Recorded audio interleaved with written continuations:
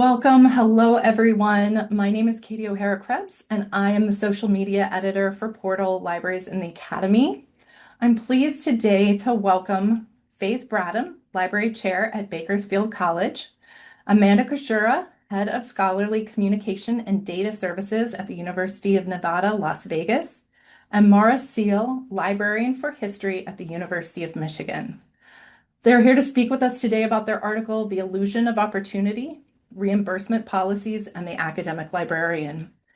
This article can be found on Portal's preprint site in volume 26, issue 2, and it is always free to read, and viewers may access it by navigating to the Johns Hopkins Press preprint site for Portal. First of all, I want to welcome Faith, Amanda, and Maura. Thank you so much for being here today.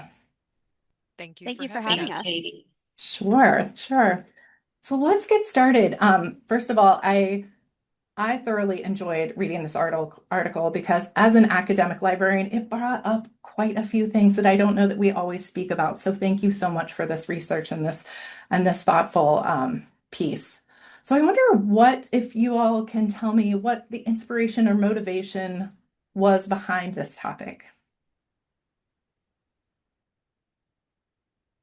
So I guess I'll go. it's been this is a topic that we have been working on for a while, way back when, actually, pre-2020. We all kind of met by responding to an email that somebody had put out there, Bridget Commanda, who wanting to look into the costs of professional engagement activities.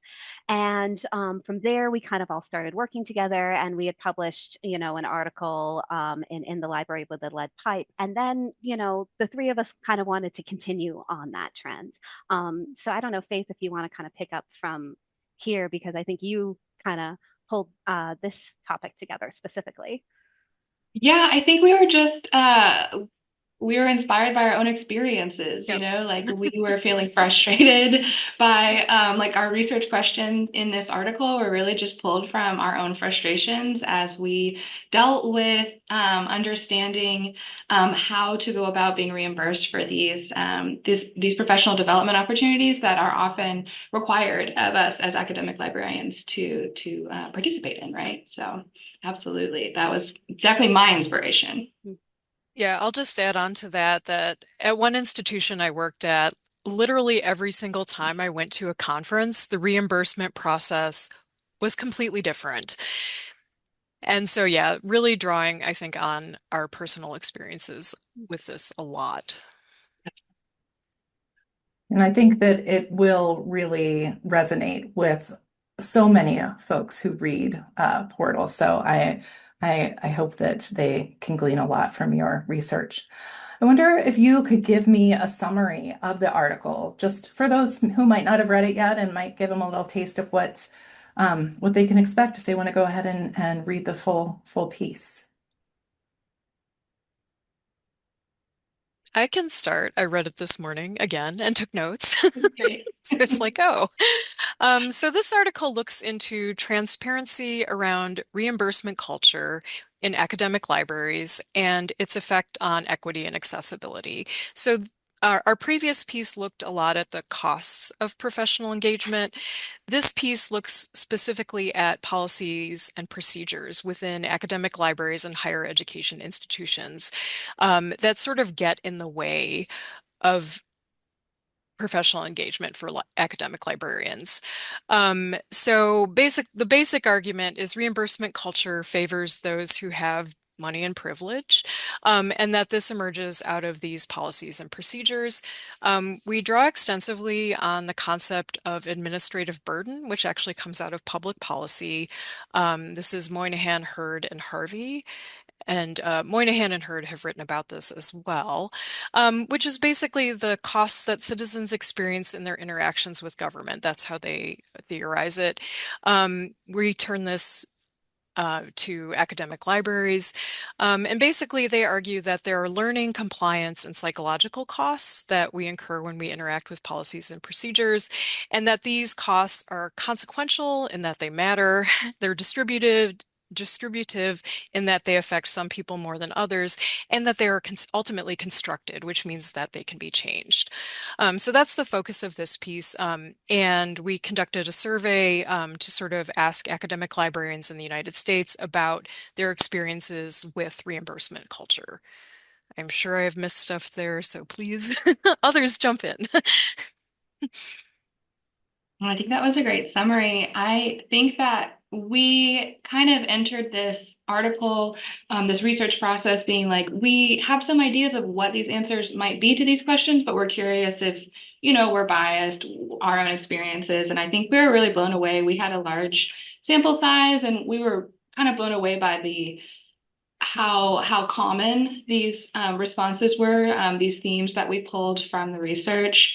It truly is an equity issue, is what we found, that this is really impacting librarians, particularly librarians who don't come from, upper middle class backgrounds, who are not certain types of people, right? So when we talk about who's in the field and who gets to do these things, this research, I think, is really important. Yep, I would agree with that. It was really interesting. I think one of the things that I thought was particularly interesting, or there were a few highlights, our sample size included a lot of different people from a lot of different like position types and a lot of different types of institutions, and I think one of the things is that the transparency. The understandability of these processes and stuff like that varied across the institution type. So actually, like we should be looking at our four-year college, colleagues, apparently to kind of improve these a little bit, rather than versus our community college colleagues were having the most trouble in terms of being able to navigate the administrative burdens and everything like that. And then there's a really large gap between like the real cost of attending all of these versus, what is actually covered by reimbursement policies. And I know, how labyrinthine and all of the different systems and everything changing and might me needing to know the right people in order to get things to go through. And also one of the things that kind of also stood out was just what isn't covered. Like there are a bunch of places that just won't pay for food. Like if you're going Yes. somewhere, they don't expect you to eat or something. And there are these kind of, or they're only, regardless going to pay a percentage. And that just, highlights all of the inequities. Let me just add one more point because I thought this was so great. One of the respondents described the reimbursement process at their institution as cognitively stressful. And this phrase really stood out, I think, to all of us because yes, that is exactly it. And there are costs to that cognitive stress, right? Additional costs beyond, the financial ones of often not getting reimbursed until significantly after the event. So it's just been sitting on your credit card a lot of the times. So yeah. Yeah, and we also found that people were giving up, not pursuing reimbursement as a result of that cognitive stress. So just wanted to throw that in as well. No, this is really interesting material and so really important for, the conversations that we have in academic libraries. So thank you for doing this. I wonder if you could let me know what's the takeaway or what's the big idea that you want Portal readers to get from this article and from this research?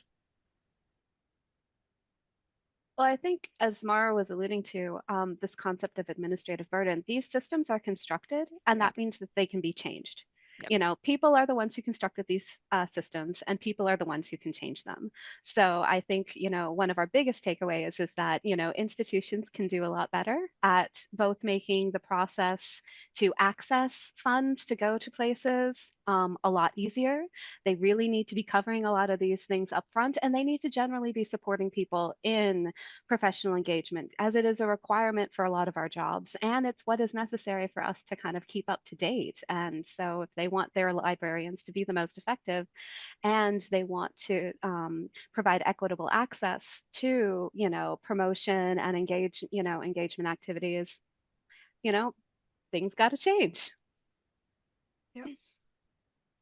And I think one thing that we found both in our literature review for this and echoed in the actual responses of our of our survey respondents was that there seems to be kind of a little bit of a culture in some of these institutions where, this is just the way things are. You have to like buy into to engage in professional engagement, right? That's part of the process, and that's just the way it always has been and the way it always will be. And like Amanda said, I don't think that's true. I think that we can change that and we can make it more equitable and make it so that more people and more types of people are allowed to participate in these things. We can change it and we need to change it in order to be more equitable and, live up to our professed values in many cases, right? Yeah. Well, thank you all for taking this time to speak with me, for sharing a little bit more information about your article with those viewers of our portal interviews.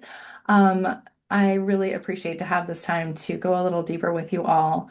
I just want to remind the viewers that they can still read the article. Again, it's for free on the Johns Hopkins Press preprint site for Portal. I want to thank you three again for being with me today. And thanks to all of you who are watching. Keep an eye out for future upcoming author interviews. Thank you so much. Be well. Thank you. Bye.